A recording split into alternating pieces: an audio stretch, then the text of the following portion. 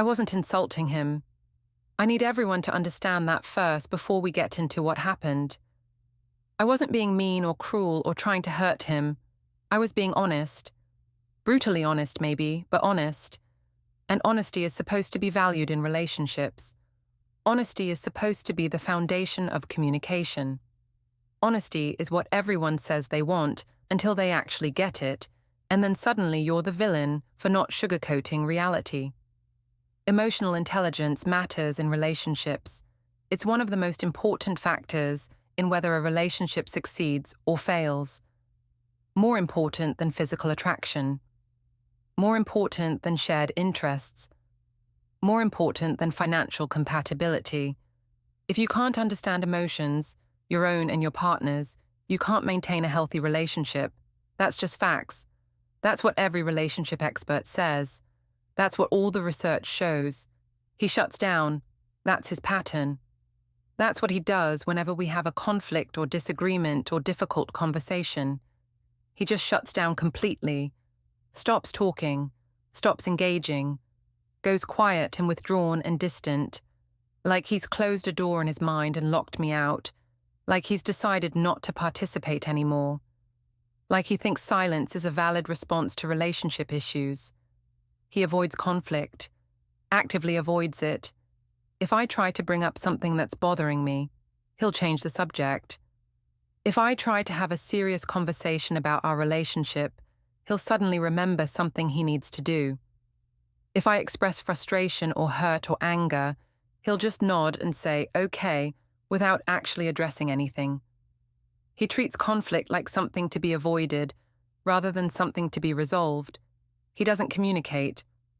Or he does, but not about anything that matters. He'll tell me about his day at work. He'll talk about what he wants for dinner. He'll discuss the weather or sports or movies. But ask him how he's feeling. Ask him what he needs from the relationship. Ask him to express any kind of vulnerable emotion. Silence, shutdown, avoidance. If pointing that out hurts his feelings, that's not my fault. I'm not responsible for his emotional reactions to factual observations about his behavior. If he can't handle feedback about areas where he needs to grow, that's his problem, not mine. That's actually proving my point about his emotional intelligence, or lack thereof. I was trying to help him grow. That's what people don't understand when they hear about what I said. I wasn't attacking him for fun. I wasn't being cruel for the sake of being cruel. I was trying to point out an area where he needs development, an area where he's deficient, an area where his lack of growth is affecting our relationship. I was trying to motivate him to do better, to be better, to develop the emotional skills he clearly lacks. Before we get into it, don't forget to like and subscribe, and hit hype to boost this episode.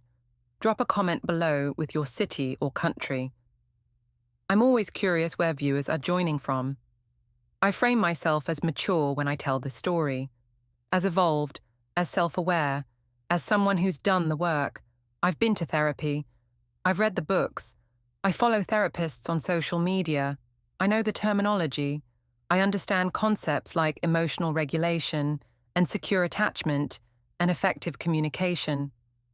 I've put in the effort to understand psychology and relationships and human behavior. And I expected him to do the same. Expected him to meet me at my level. Expected him to grow alongside me. I insist the comment was constructive, not cruel. Constructive criticism, honest feedback, pointing out areas for improvement. That's how growth happens. That's how people develop. You can't improve if nobody tells you where you're falling short. You can't grow if everyone just tells you you're perfect as you are.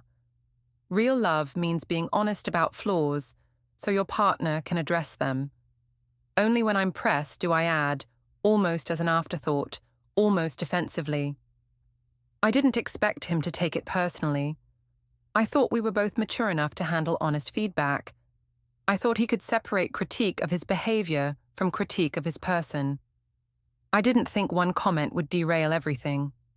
But it did. One comment changed everything. One comparison I thought was apt but apparently was devastating. One honest observation that apparently crossed a line I didn't know existed. Anat show, hanot bao, walabal telo, and let me take you to the moment everything went wrong. The moment I said something I thought was accurate and constructive, not realizing I was about to be taught a lesson in humility I never saw coming. We're having an argument. Not our first, not even our first that week. We've been having the same argument in different forms for months.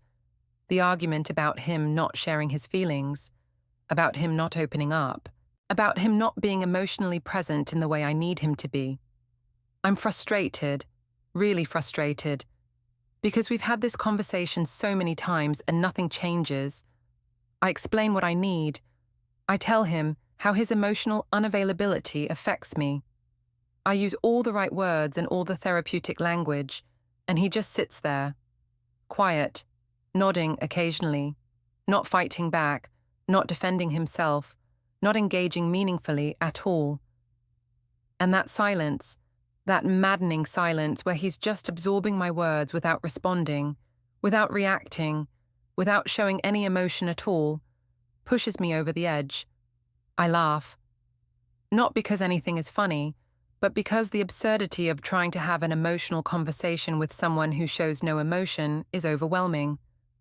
I laugh and then I say it, the line that changes everything. You have the emotional intelligence of a monkey. It comes out sharp, clear, definitive. I say it with certainty, with conviction, with the confidence of someone who believes they're making an accurate assessment. He looks at me, just looks, no expression, no reaction, processing what I just said. And because I can see he's processing, because I can see the words landing, I clarify. I actually clarify, because apparently one insult wasn't enough. No offense, monkeys are actually smart. They can use tools, they can solve problems, they have social structures. But emotionally, they're basic, reactionary, instinct-driven, and that's you. You operate on instinct and avoidance instead of actual emotional intelligence. I expect him to argue back, to defend himself, to tell me I'm wrong, to get upset, to show some emotion finally, to prove me wrong by demonstrating emotional intelligence in response to my attack on his emotional intelligence.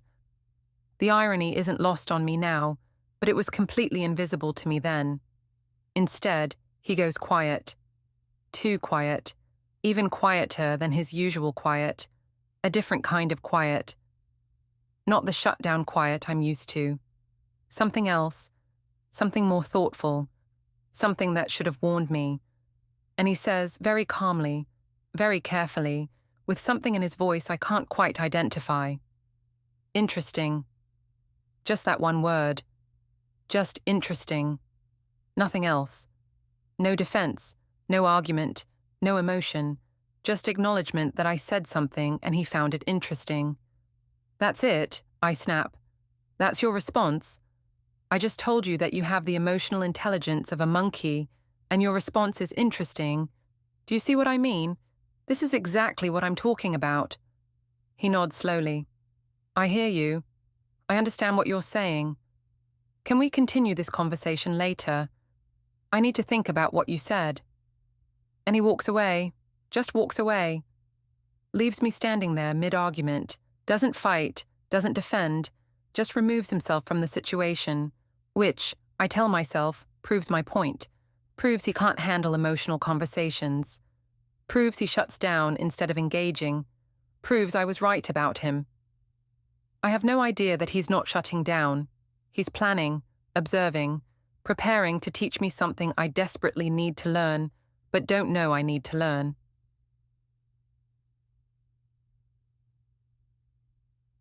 Well, let me explain why I think I'm superior. Why I believed, truly believed, that I was the emotionally intelligent one in our relationship, and he was the one lacking. I pride myself on being emotionally aware. I've done the work. I've spent years developing self-awareness. I've invested time and money into understanding psychology and emotions and human behavior. I watch therapy content on TikTok and Instagram. I follow therapists and relationship coaches. I listen to podcasts about attachment theory and communication styles. I read articles about emotional regulation and healthy boundaries. I use the right words. I know the terminology. I can talk about boundaries and triggers and gaslighting and love languages and attachment styles. I can identify cognitive distortions. I can discuss emotional regulation strategies. I can analyze relationship dynamics using professional vocabulary. I sound smart. I sound educated. I sound like someone who understands emotions. I say he's too logical. That's one of my main complaints about him. He approaches everything from a logical, rational, problem-solving perspective. When I'm upset, he tries to fix it instead of just listening. When I'm emotional, he stays calm instead of matching my energy. When I'm expressing feelings, he's thinking about solutions. He treats emotions like problems to be solved instead of experiences to be felt. I say he's too calm. Nothing seems to rattle him. Nothing seems to upset him enough to show it. When I'm anxious, he's steady. When I'm angry, he's peaceful. When I'm emotional, he's controlled. And I interpret that as lack of emotion rather than management of emotion. I see his calm as absence of feeling rather than mastery of feeling. I say he's too detached. He doesn't seem to need emotional connection the way I do. He's fine spending time alone. He doesn't require constant reassurance. He doesn't need daily deep conversations. He's comfortable with silence and space and independence. And I interpret that as emotional unavailability rather than emotional security. I call him emotionally lazy. I say he doesn't put in the work, doesn't read the books I recommend, doesn't watch the therapy content I send him, doesn't use the vocabulary I use, doesn't analyze our relationship the way I do, doesn't seem to be actively working on himself the way I'm actively working on myself. And I see that as laziness rather than him working on himself differently than I work on myself. I remind myself constantly, I do all the emotional labor in this relationship. I'm the one who initiates difficult conversations. I'm the one who brings up issues. I'm the one who analyzes our dynamic. I'm the one who reads about relationships and suggests improvements. I'm the one who schedules date nights and plans quality time. I'm the one who remembers important dates. I'm the one who checks in on how we're doing. I'm the one carrying the emotional weight of making sure our relationship is healthy. Or so I think. So I tell myself. So I've convinced myself over months and years of viewing our relationship through this lens, where I'm the emotionally intelligent one working hard, and he's the emotionally stunted one coasting along. What I don't see, what I refuse to see, what I can't see because my own ego is in the way, is that maybe I'm confusing emotional dramatics with emotional intelligence. Maybe I'm confusing therapy vocabulary with actual emotional skill. Maybe I'm confusing my constant need for emotional processing with actual emotional health. Maybe I'm confusing his calm with his competence, but I don't know that yet. Won't know that until he shows me, until he proves it in a way I can't argue with, or rationalize away, or dismiss. Abris hunter asho, ontazaklikieo. After the monkey comment, his response is strange, different from his usual pattern, different from what I expected, different in a way that should have made me suspicious but instead just confused me. Instead of fighting, instead of defending himself or arguing back or getting upset, he starts observing, actively observing, watching, studying, taking mental notes, looking at our interactions with what seems like scientific curiosity rather than emotional engagement. He asks questions, not rhetorical questions, not defensive questions, genuine, curious questions delivered in a tone that's almost therapeutic. How does this make you feel? He asks when I'm upset about something. What outcome do you want right now? He asks when I'm complaining about a situation. What need of yours isn't being met? He asks when I'm frustrated with him. And I snap at him, get defensive, Get angry. Stop mocking therapy talk. Stop parroting questions you've heard on TikTok. Stop pretending to care about my feelings when you're clearly just trying to deflect from the real issue, which is that you don't actually understand emotions. He just nods, takes the criticism, doesn't argue, doesn't defend, just accepts what I'm saying and continues observing. This goes on for a few days, him asking questions, me getting increasingly irritated by the questions, him staying calm while I get increasingly agitated, him seeming genuinely interested in understanding while I assume he's being manipulative or mocking. Then, one evening, 3 days after the monkey comment, he calls me into the living room. His voice is calm, neutral, neither excited nor somber, just matter of fact. I want to show you something. Can you come here for a minute? I'm immediately suspicious. What is he showing me? Why does he sound like he's about to present a science project? What has he been planning while asking all those weird questions? But I go, curious despite my suspicion, wanting to see what point he thinks he's about to make. O bosri, enina sen, alen, ulasokakai. He brings our dog into the living room. Max, our golden retriever, 3 years old, sweet, obedient, well-trained. The dog I love, but that he primarily trained and handles because I'm too busy with work and social obligations and self-development. What does the dog have to do with anything, I ask, already defensive without knowing why. Already sensing something I won't like is about to happen, already feeling uncomfortable with where this is going. Just watch, he says calmly, with that infuriating patience he always has. That calm that I've always interpreted as emotional unavailability, but am starting to suspect might be something else. This won't take long. I promise it's relevant. Just give me 5 minutes. He sets up what he calls a simple demonstration. He's turned this into an actual experiment, like he's a scientist proving a hypothesis, like our relationship has become his research project, like he's prepared a presentation that will either validate or invalidate everything I've been saying about him for months. He gives Max a treat, one of the good treats, the ones Max loves, the expensive peanut butter ones we keep for special occasions, and shows it to him clearly. Make sure Max sees it, make sure Max knows what's at stake.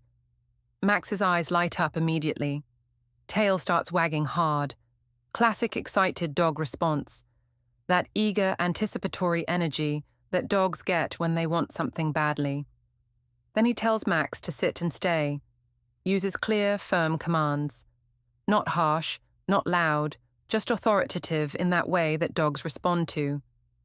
Max sits immediately. Perfect position. Tail still wagging but body controlled. Following instructions despite excitement. Then my boyfriend takes the treat and hides it under one of 3 cups on the coffee table. Red cup, blue cup, yellow cup. Makes a show of the hiding. Makes it into a game. Makes sure Max is watching which cup the treat goes under. Classic shell game. Then he talks to Max. And this is where it gets interesting. Where I start to see what he's doing. Where the demonstration becomes something more than just a dog trick. Uses a calm, patient tone. The kind of tone you'd use with a child or someone you're teaching. Clear communication without condescension. Positive body language, open posture, soft eyes, encouraging expression, relaxed shoulders. Everything about his demeanor is supportive, gives Max instructions step by step, breaking down the task into manageable pieces. Stay. Good. Wait. That's right. Good boy. Now watch carefully. Keep watching. Focus on the cups. Yes, just like that.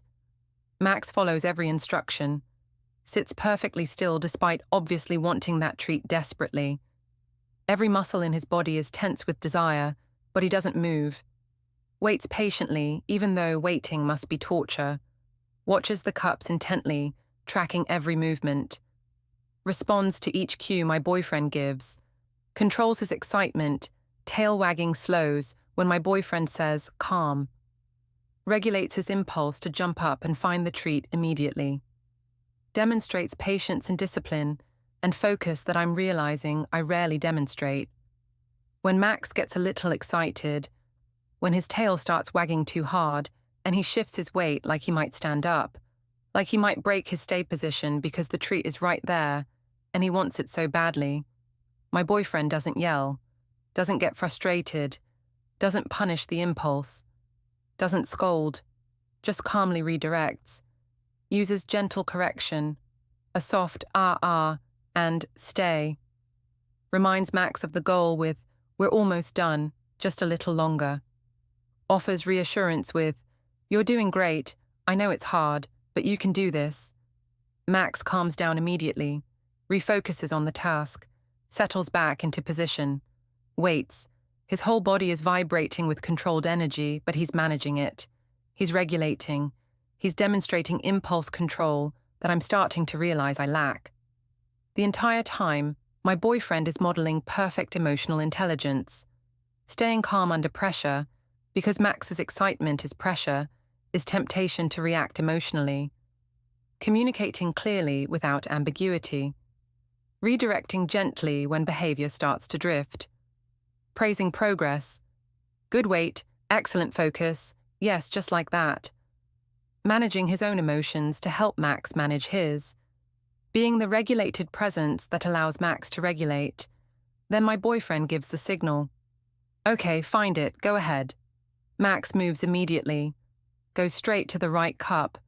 Doesn't hesitate. Doesn't check the wrong cups first. Goes directly to the blue cup where the treat is hidden. Flips it over with his nose. Gets the treat. Devours it happily. Mission accomplished. And my boyfriend praises him enthusiastically. Good boy, you did it. Such a smart dog. You waited so patiently. I'm so proud of you. Genuine praise. Authentic enthusiasm. Celebrating Max's success. Reinforcing the behavior. Creating positive association with emotional regulation. It's a perfect demonstration of patience, communication, emotional regulation, positive reinforcement, and mutual respect. The whole interaction took maybe 3 minutes, but it demonstrated more emotional intelligence than I typically show in entire conversations. But I still don't fully understand why I'm watching this. Don't understand what point he's making. Don't see how this relates to our argument about his emotional intelligence. Don't recognize that this is a mirror being held up to show me something I need to see. Then he turns to me, and the look on his face tells me everything is about to change. And that's when I realize this wasn't just about the dog. This wasn't him showing off Max's training. This wasn't just a cute trick to break the tension. This was preparation. This was the control group. This was him establishing baseline behavior for emotional intelligence. This was him demonstrating what successful emotional regulation looks like. Now comes the experimental variable. The subject who claims to be emotionally intelligent but has never been tested. The subject who knows all the vocabulary but has never demonstrated the skills. Me. Now I want to try the same thing with you. Same exercise, same structure. Just to see how it goes.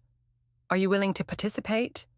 I laugh, nervously, uncertainly. Not sure if he's serious. You're comparing me to the dog? I'm applying the same emotional intelligence framework to 2 different subjects. The dog already demonstrated his ability. Now let's see yours. He's serious, completely serious. And the calm way he's speaking, the scientific detachment, the clinical observation, is somehow more unsettling than if he were angry. But I can't back down, can't refuse, because refusing would be admitting I'm afraid of what this will show. Would be admitting that maybe I won't perform as well as the dog. Would be giving him the satisfaction of proving a point by my refusal alone. Fine, whatever. Show me this ridiculous demonstration. He sets up the same scenario. 3 cups, a reward hidden under one, in this case, my favorite chocolate that he knows I love. He shows me which cup it's under.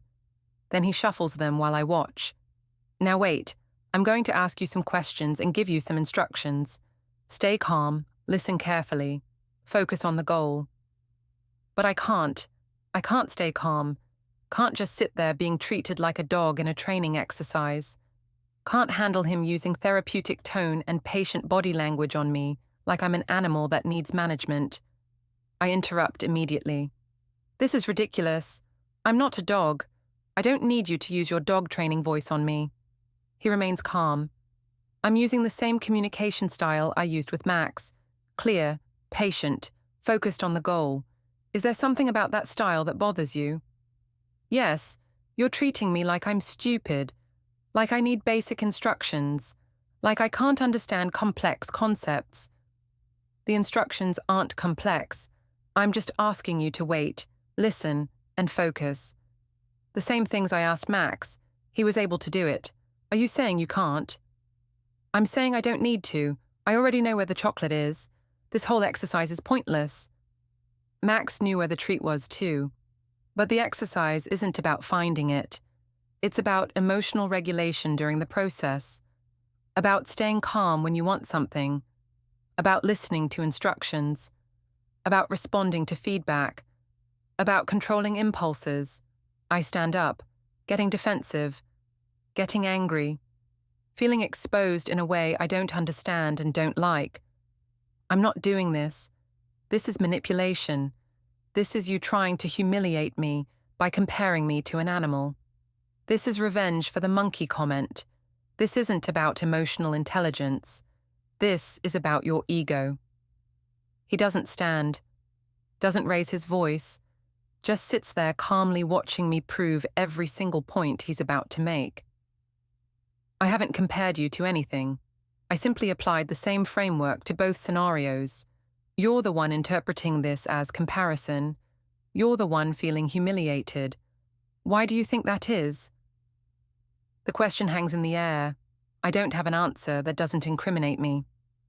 Anistan, Wasan, Alasai, Wasanantadi. He lets the silence sit for a moment, lets me stand there angry and defensive and exposed. Then he speaks, gently but devastatingly, each observation landing like a precision strike. The dog can regulate emotions. When Max got excited and started to break position, he responded to gentle redirection. He calmed himself down. He refocused. He managed his impulses. That's emotional regulation. I open my mouth to argue, but he continues. The dog responds to feedback. When I gave Max instructions, he listened. When I corrected him, he adjusted. When I praised him, he maintained the positive behavior. He's responsive to communication. That's receptivity. This is different, I start. The dog doesn't insult when frustrated. Max wanted that treat badly. He was excited and eager and impatient, but he didn't lash out, didn't attack, didn't call names. He managed his frustration through the process. That's impulse control. The observations are piling up, each one drawing a parallel I don't want to see. Each one highlighting my behavior in contrast to the dog's behavior. Each one proving a point I desperately want to deny but can't. Then he says the line that breaks something in me. Right now, in this exercise, the dog is outperforming you.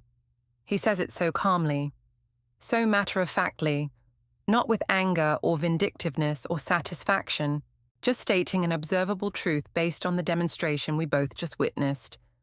Just pointing out that the dog successfully completed an emotional regulation exercise that I couldn't even participate in without getting defensive and hostile. I laugh nervously, trying to break the tension, trying to make this into a joke, trying to deflect from the accuracy of what he's saying. Okay, haha, you made your point. Very clever. You got me. Can we stop this now? But he doesn't smile, doesn't laugh along, doesn't let me turn this into a joke we can both move past. Just keeps looking at me with that same calm, observant expression. I'm not trying to be clever. I'm trying to show you something important, something you can't see because you're too defensive to observe your own behavior. You called me emotionally unintelligent, said I have the emotional intelligence of a monkey. So I tested that theory. I applied basic emotional intelligence principles to our dog and then to you. The results speak for themselves. The results are that you're a jerk who's using our dog to humiliate me. The results are that emotional intelligence isn't about knowing the right vocabulary. It's not about watching therapy TikToks or using psychological terms. It's about regulating your emotions, responding to feedback, managing impulses, staying calm under stress, communicating effectively. And by those measures, Max demonstrated higher emotional intelligence in the last 10 minutes than you did. The words hit like physical blows, because they're true, because I did interrupt, did get defensive, did insult him, did prove unable to stay calm or listen or follow simple instructions, did demonstrate exactly the kind of emotional dysregulation that I've been accusing him of. This isn't fair. You set me up. You designed this to make me look bad. I designed this to demonstrate something you couldn't see. And your response to it, getting angry, making accusations, refusing to participate, insulting me, is proving the point even further. I have nothing to say, no argument that doesn't make it worse, no defense that doesn't prove his point. I'm trapped in a demonstration of my own emotional incompetence, and any attempt to escape just highlights it more. Ano kasi casa before, and sen offer, and now the next day, we have another argument. Different topic, same pattern. Me getting emotional and accusatory, him staying calm and asking questions. But this time he's doing something different. This time he's observing more carefully. This time he's taking mental notes of everything I say and do. He doesn't record anything. No audio, no video, nothing I could accuse him of using against me. Just observes, listens, remembers, documents mentally every word and reaction and behavior. Later that evening, he asks if we can talk, calmly, seriously, like he has something important to say. We sit down, and he pulls out a notebook, actual notes. He's been writing things down, documenting patterns, tracking behaviors, treating our relationship like a case study. What is this? I ask, already knowing I won't like the answer. Feedback. You said you value honesty. You said emotional intelligence matters. You said growth requires feedback. So I'm giving you feedback, using your own standards, applying your own principles. And then he reads my own words back to me. Things I've said, things I've done, patterns he's noticed, all organized, all documented, all presented calmly and factually. You said insults are honesty. That's a direct quote from our conversation last month when I told you that your comment about my family hurt my feelings. You said you were just being honest, and I needed to handle feedback better. I remember that conversation. Remember defending myself exactly that way. Seeing it reflected back makes me uncomfortable. You said emotional intelligence matters more than anything. That's what you tell me constantly. That's your main criticism of me. That's why you said I have the emotional intelligence of a monkey. So I applied that standard, and I found that emotional intelligence is about behavior, not vocabulary. And by behavioral standards, you demonstrate low emotional intelligence regularly. That's not, I start. You said growth requires feedback. That's your justification for constantly criticizing me, for pointing out my flaws, for making comments about my shortcomings. So here's mine. Here's my feedback for your growth. He looks at his notes, at his careful documentation of my behavior patterns. You lack accountability. When I point out that something you said hurt me, you defend the statement rather than acknowledging the impact. When I express that your behavior affects me negatively, you explain why your behavior is justified rather than taking responsibility for the effect. When problems arise in our relationship, you identify my flaws as the cause rather than examining your own contribution. Each observation is accurate, painfully accurate. I can think of multiple examples of each pattern he's describing. You lack empathy, not in the sense of not understanding emotions. You understand them intellectually, but in the sense of not caring how your words affect others. You say things that hurt and justify it as honesty. You make comments that wound and explain it as feedback. You criticize relentlessly and call it helping me grow. You focus so much on expressing your own emotions that you don't consider the emotional impact on me. I want to argue, but I can't. Because he's right. I do prioritize my own emotional expression over his emotional experience. I do value my honesty over his feelings. I do focus on my needs without considering his. You lack self-regulation. You can't have a difficult conversation without escalating. You can't receive feedback without getting defensive. You can't be wrong without making it my fault. You can't stay calm when you're upset. You can't manage your emotions. You just express them fully and expect me to handle the fallout. 3 lacks. 3 core deficits in emotional intelligence. 3 patterns that undermine everything I've been saying about myself and him. And then he finishes with the line that destroys my entire self-perception. You confuse cruelty with intelligence. You think harsh words are honesty. You think constant criticism is growth. You think emotional outbursts are authenticity. You think attacking is communicating. You've convinced yourself that being emotionally volatile means being emotionally aware. But intelligence, emotional intelligence, is about wisdom, not just knowledge. It's about using what you understand about emotions to help, not hurt. And by that measure, you're not emotionally intelligent. You're emotionally educated, but emotionally incompetent. The distinction breaks something in me. Because it's true. I know the words. I know the concepts. I can talk about emotions using sophisticated vocabulary, but I can't actually manage my own emotions. Can't actually apply what I know. Can't actually demonstrate the skills I claim to have. I'm like someone who's read every book about swimming but drowns the moment they get in water. That's not fair, I whisper. It's all I can manage. It's the same standard you applied to me. I'm just applying it back, and I'm doing it calmly, without insults, without attacks. I'm giving you clear feedback using examples and patterns. I'm staying regulated while discussing difficult topics. I'm demonstrating the emotional intelligence you said I lack, and you're responding by getting defensive and making excuses, just like you accuse me of doing. He's right, about all of it, and I hate that he's right. Hate that this demonstration exposed me. Hate that I can't argue without proving his point further. Hate that my dog demonstrated better emotional regulation than I did.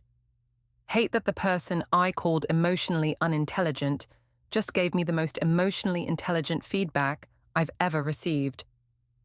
And away. Hadi eyesight.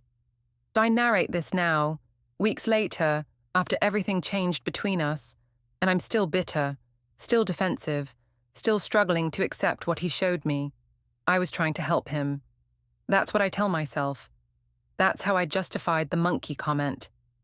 That's how I justified all the criticism and feedback and constant analysis. I genuinely believed I was helping him grow, helping him develop emotional skills he lacked, helping him become a better partner.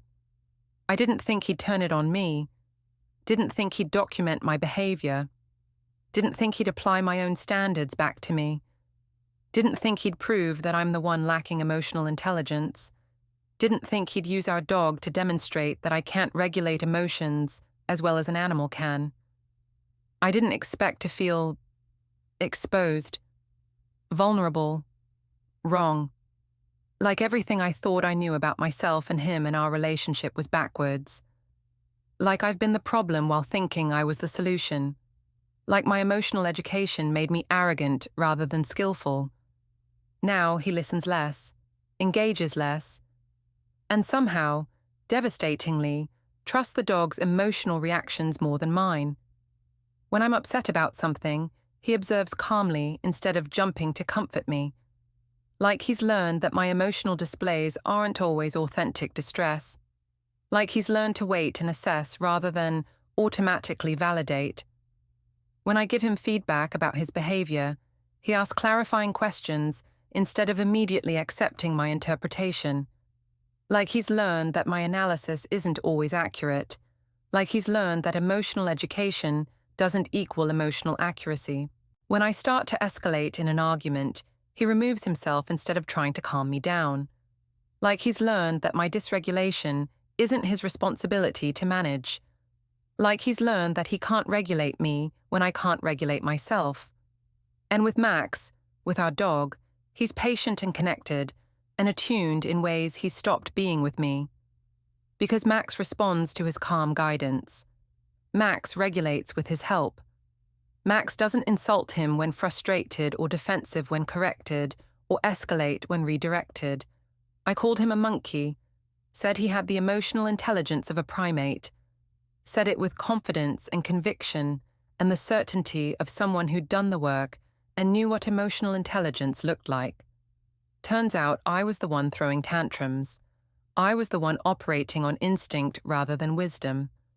I was the one who couldn't regulate or reflect or respond constructively. I was the one who confused emotional dramatics with emotional intelligence. I was the one who needed training, and he proved it using our dog. I still don't know if I can forgive him for the humiliation. Still don't know if I can accept that he was right. Still don't know if I can acknowledge that everything I believed about myself was wrong. But I do know this. Max can sit and stay when frustrated, can listen when given instructions, can regulate when excited, can respond to feedback without defensiveness. And I can't. The dog is emotionally smarter than me.